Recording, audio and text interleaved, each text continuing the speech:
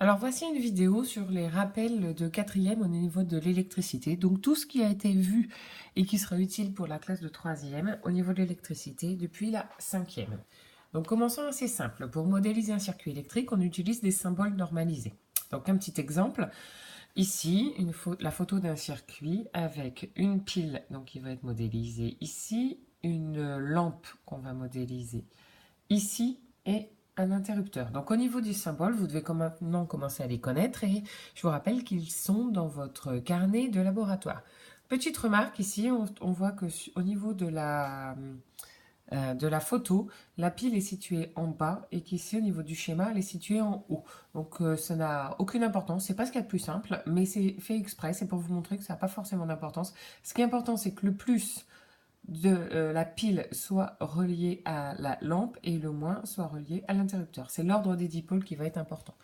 Je rappelle donc qu'un circuit électrique, ça doit se tracer à la règle avec une forme rectangle, des angles droits, donc quelque chose de propre et soigné. Donc le sens du courant. Le sens du courant a un sens conventionnel, il va toujours de la borne positive à la borne négative. Donc ici sur le premier schéma, il va aller vers la gauche et il va être dans le sens inverse des aiguilles d'une montre, donc du plus vers le moins. Et sur ce deuxième schéma, ça va être l'inverse. Il va aller vers la droite et dans le sens des aiguilles d'une montre. Donc surtout, ne vous référez pas à ça.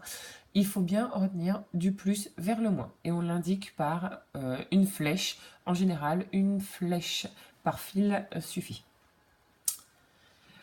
Ensuite, donc deux types de circuits électriques. Premier type, c'est celui-ci. Donc c'est un circuit en série. Il y a une seule boucle, un seul chemin possible. Deuxième type de circuit, c'est un circuit en dérivation. Il y a au moins deux boucles et plusieurs chemins possibles. Alors la tension électrique. La tension électrique, ça va se noter grand U. Ça se mesure en volts et le symbole du volt est V. Au niveau des conversions, on va pouvoir aller du millivolt au mégavolt. Attention, j'attire votre attention. Ici, millivolt, on a un M minuscule. Et ici, mégavolt, on a un M majuscule. Donc il va falloir faire attention dans vos copies et vos calculs avec les minuscules et les majuscules. La tension électrique se mesure avec un voltmètre. Voici le symbole du voltmètre. Et le voltmètre, il se mange toujours en dérivation par rapport au dipôle concerné. Le courant doit arriver par la borne V et sortir par la borne COM. Donc un petit exemple ici. Le voltmètre branché ici va permettre de mesurer la tension aux bornes de la lampe L1. Le V est relié au plus de la pile vu que le courant doit arriver par V et le COM est relié au moins vu que le courant sort par la borne COM. L'intensité maintenant. Donc l'intensité, elle se note grand I. Elle se mesure en ampères et le symbole de ampère, c'est un A majuscule.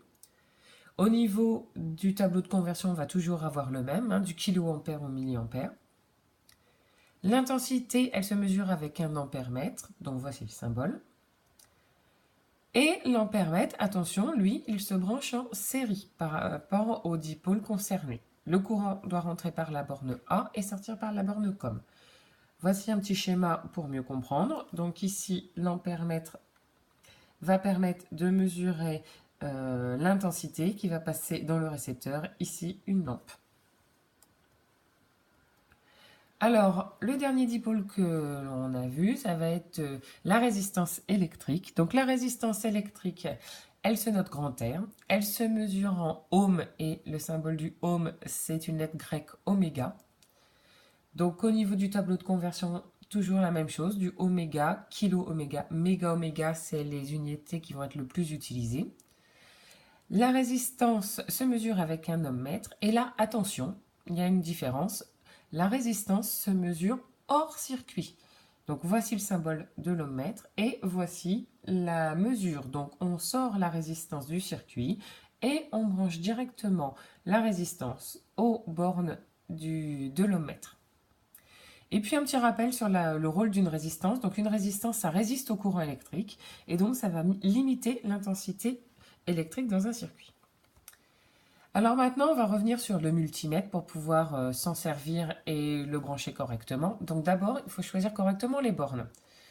Donc quand on veut mesurer l'intensité, donc l'intensité elle se mesure en ampères, donc on va choisir les bornes A et COM. Le courant doit toujours rentrer par la borne A, donc le A sera relié au plus du générateur. Il sort par la borne COM, donc COM sera relié au moins. Si on regarde ici, au niveau des ampères, on a deux bornes. Ici, on a des milliampères, ici, on a des ampères. Donc, on choisit toujours 10 ampères. 200 milliampères, en fait, c'est un courant qui est assez petit au niveau de l'intensité. Et si jamais on envoie un courant supérieur à 200 milliampères, on risque de griller les fusibles à l'intérieur du multimètre. Donc, par précaution, on prend toujours le calibre 10 ampères. Ensuite, pour la tension, on va utiliser la borne V, vu que la tension se mesure en volts, et COM. Donc COM, je rappelle, ça veut dire commune. Donc en fait, la borne COM, elle est toujours utilisée, que ce soit pour ampèremètre, voltmètre ou ohmmètre. Et enfin, pour mesurer la résistance, on va utiliser la borne oméga, donc vu que la résistance se mesure en ohm, et la borne COM. Alors maintenant, le réglage du sélecteur pour le multimètre. Donc ici, j'ai volontairement mis deux images de multimètre. C'est pour vous montrer qu'en fait, il ne faut pas toujours forcément vous référer aux couleurs et que vous devez savoir utiliser n'importe quel multimètre. Donc si on veut mesurer une intensité, on va se placer dans la zone où on va trouver le A de ampère. Donc ici, ampère va se trouver ici. DC, c'est un multimètre ici qui est de fabrication américaine. Et en fait, DC, ça veut dire direct current et ça veut dire courant continu. Nous, on utilise au collège que du courant continu. Donc, on placera le sélecteur dans cette zone. Si on regarde ici, ampèremètre, donc ici, il n'y a qu'une seule zone, c'est la zone rose. Donc, on se placera le sélecteur dans cette zone. Maintenant, si on veut mesurer une tension, donc on sera en volts et ici, on a deux choix possibles. Donc, toute cette zone par ici, ça va être les volts en courant continu et ici, les volts en courant alternatif. Donc, nous, on se placera de ce côté. Sur celui-ci, ici, on a le V de volts et ici, donc alternative current, donc nous, on n'utilise pas le courant alternatif. Ici, DC current, donc ça va être le courant continu. Donc, on se placera le sélecteur dans cette zone. Et pour finir, quand on veut mesurer une résistance, donc on va se placer dans la zone où est indiqué un oméga, donc le symbole de l'ohm. Donc sur celui-ci, oméga, ça sera ici, donc la zone verte. Sur celui-ci, le oméga est ici, donc on placera le sélecteur dans cette zone. Et dernière chose au niveau du multimètre, il va falloir choisir correctement le calibre. Donc je vous rappelle que le calibre, c'est les chiffres qui sont inscrits une fois qu'on a choisi notre zone. Donc par exemple ici, on a 600 volts, 200 volts, 20 volts, 2 volts. Donc ça veut dire que si on se place sur 600, le multimètre va pouvoir mesurer 600 volts maximum. Si on se place sur 2, il va pouvoir mesurer 2 volts maximum. Donc la règle en fait, c'est de toujours commencer par le calibre le plus grand. Vu qu'on ne connaît pas la valeur du courant, par précaution, pour ne pas griller l'appareil, on prend toujours le calibre le plus grand.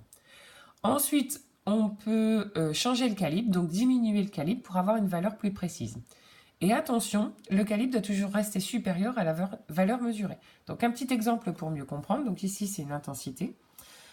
Là, on est sur le calibre 10 ampères. Donc on mesure des ampères, on a 0,10. On prend un calibre un petit peu plus petit, 2000 milliampères. Donc cette fois-ci, on a des milliampères. Et on a 103 milliampères. Donc on peut diminuer le calibre. 200 milliampères. Vous voyez qu'on gagne en précision, on gagne un chiffre après la virgule, donc 103,1.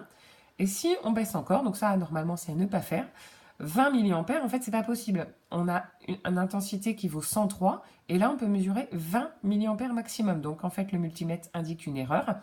Donc l'erreur ça peut être un E, ça peut être un 1, ça dépend des multimètres. Donc si jamais ça vous arrive, normalement ça ne doit pas vous arriver, vous devez réfléchir avant, mais vous revenez vite sur le calibre supérieur. Et donc on a vu comment utiliser le multimètre. Donc ça, vous allez devoir le faire dans les fiches d'électricité de 3e. Et une dernière chose à se souvenir, c'est les caractéristiques du secteur en France. Donc en France, quand on branche un appareil sur une prise de courant, il y a des caractéristiques qui sont communes à toute la France. C'est premièrement la tension. Donc elle vaut 230 volts. Donc ça c'est important à retenir parce que dans les exercices, notamment type brevet, on peut vous dire qu'on utilise la tension du secteur. Et donc tension du secteur, ça voudra dire que ce sera 230 volts. Et c'est pas forcément précisé dans les énoncés. Et la deuxième caractéristique, c'est la fréquence qui est de 50 Hz. Il faut savoir que ces caractéristiques sont valables pour la France, mais qu'elles ne sont pas les mêmes forcément dans tous les pays. Donc vous avez juste celle-là à connaître et à retenir. Donc voici tout ce que vous avez à retenir et qui vous sera utile pour commencer les fiches d'électricité de troisième.